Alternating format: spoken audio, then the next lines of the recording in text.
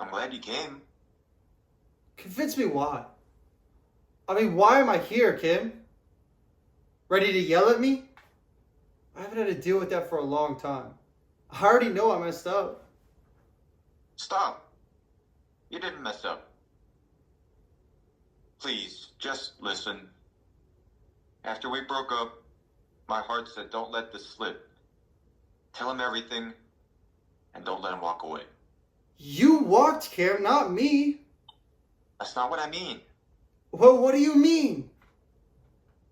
I mean, let me start over. I knew I was breaking your heart. Didn't want to make it worse. What could have made it worse? It was a lot at one time. And then Carlos showed up out of nowhere. At the time, it was happening so fast. I never would have thought it's something you would have wanted. But when this happened, you're the only person I thought of. You were the only choice. I'm sorry. I'm so sorry. Kim, please. I thought I was protecting you from a burden.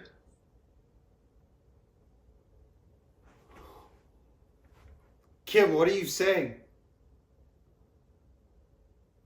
You're more alike than you know. Birds of a feather, really. Her birthday is March 20th, 8.5 months after I left you. She's mine? Yes. She's really mine? Please forgive me. Please. I know they can fix this with some tests. You know, I don't know how. Somehow I knew. I can't believe this. I was young and stupid. Does she know? No.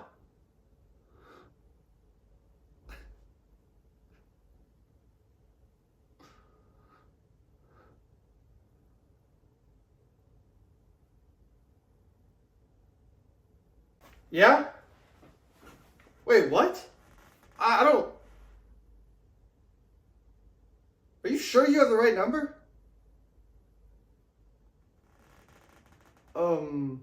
Yeah, okay. Yeah, I'll be there.